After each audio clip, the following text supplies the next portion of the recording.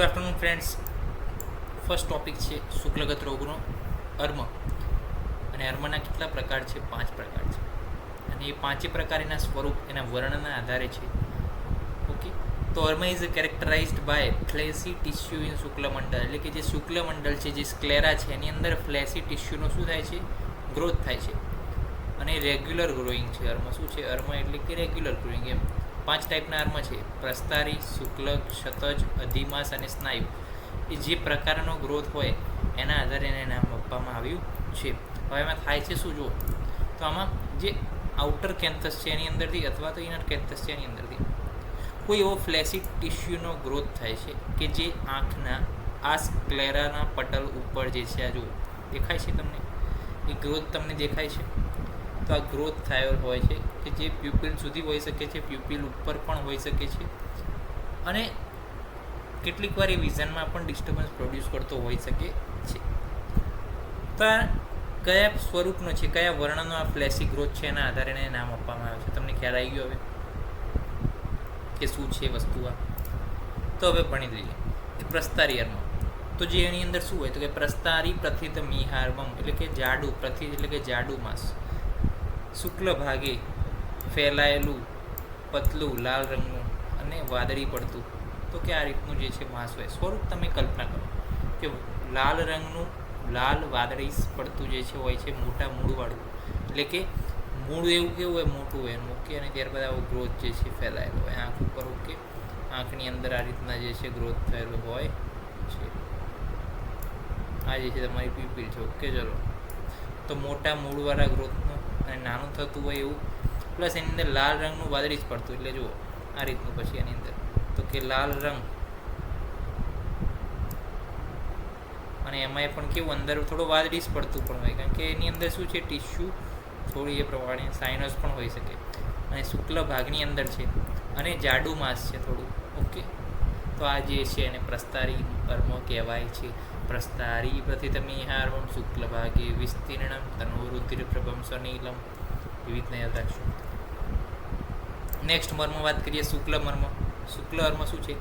તો કફ જ છે, છેદન સાથે છે. શુક્લ એટલે શું છે? શ્વેત પડતું, કફના કારણે છે, આપણને ખ્યાલ આવે. તો શુક્લાખ્યમ મૃદુ. કફ કેવો હોય? મૃદુ હોય. શુક્લાખ્યમ મૃદુ કથયંતી. અહીંથી ભાગ પાડો.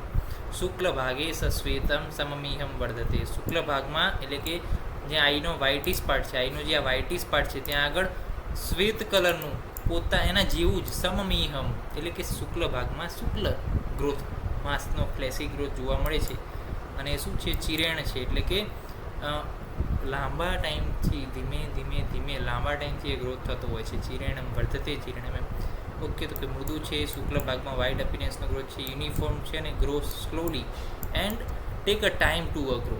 ઓકે, ટાઈમ લે છે ગ્રો થવામાં. તો એને શું કહેવાય છે? શુક્લ અર્મ કહેવાય છે. તો શુક્લાખ્યમ મૃદુ કથ્યંતી, પછી સ્ટોપ. શુક્લ ભાગે સશ્વેતમ સમમિહમ વર્ધત ચિરણ. સોરી.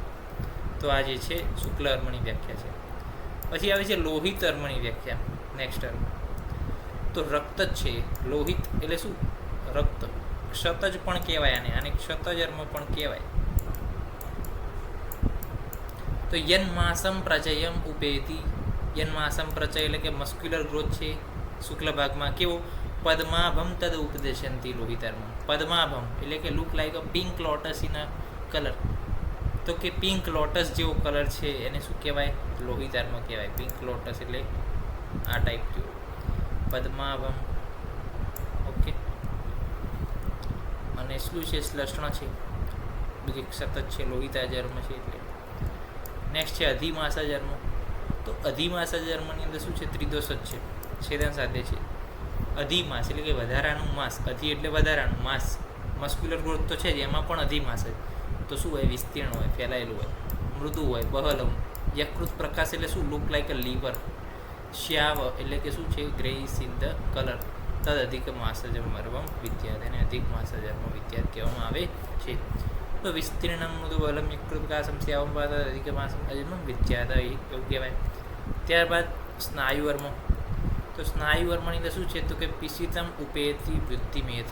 પિશિતમ ઉપેતી વૃદ્ધિમેત એટલે કે મસ્ક્યુલર આઉટર ગ્રોથ થાય છે. અને એ કેવો છે? ખર અને પ્રપાંડુ છે, એટલે કે રફ છે અને પેલ વ્હાઇટ કલરનો છે. એટલે કે એને સ્નાયુ અર્મ નામ આપ્યું છે. હવે એની ચિકિત્સા વિશે વાત કરવી છે આપણે. ચિકિત્સા શું છે?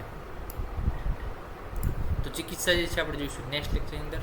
અર્મની ચિકિત્સા આપણે અત્યારે લેક્ચર જોયું કે અર્મ અને એના ટાઈપ્સ, કે અર્મ શું છે, તો કે ફ્લેસિક ટિશ્યુનો ગ્રોથ છે, અને પ્રસ્તારી અર્મ, લોહિત અર્મ, શુક્લ અર્મ, અધિમાસ અર્મ, સ્નાયુ અર્મ શેના આધારે ટાઈપ પડ્યા?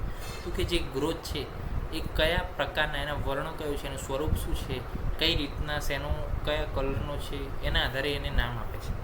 અને આપણે જોયું પણ ખરું, ઇમેજની અંદર પણ જોયું કઈ રીતના ઇનર અથવા આઉટર કેન્થસથી ગ્રોથ ટિશ્યુનો ચાલુ થાય અને પ્યુપિલ અથવા પ્યુપિલના આગળના ભાગમાં જાય, કેટલીક વાર વિઝનને પણ ડિસ્ટર્બન્સ કરે, એને આપણે અર્મ કહીએ.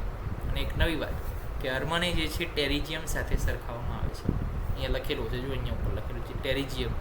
આપણે જે ઇમેજ જોઈએ ટેરિજિયમનું છે હાલના જમાના પ્રમાણે, પરંતુ એને જે છે શાસ્ત્રોક્ત અર્મ તરીકે એને સંજ્ઞા આપવામાં આવી છે. તો આચાર્યનું વિઝન કે હજારો વર્ષો પહેલાં લખેલી વસ્તુ છે, આજે મોડર્ન વાળા નવું નામ આપી અને એને આપણી સમક્ષ રિસર્ચ બેઝ પ્રોગ્રામ મૂકી રહ્યા છે. તો આપણે આપણા આયુર્વેદના રિસર્ચને વધારેમાં વધારે પ્રોત્સાહન આપીએ, એ દિશામાં કાર્ય કરીએ, અને વધારેમાં વધારે આયુર્વેદ પેપર ઉપર ચડે. આ તો શું છે ભાઈ, જે પેપર ઉપર હોય એ વંચાય, એના જેવી વાત છે. તો નેક્સ્ટ લેક્ચરમાં મળીશું અર્મની ચિકિત્સા સાથે. ત્યાં સુધી રજા આપશો. જય હિન્દ, જય ભારત, જય આયુર્વેદ, જય ધન્વંતરી. નમસ્કાર.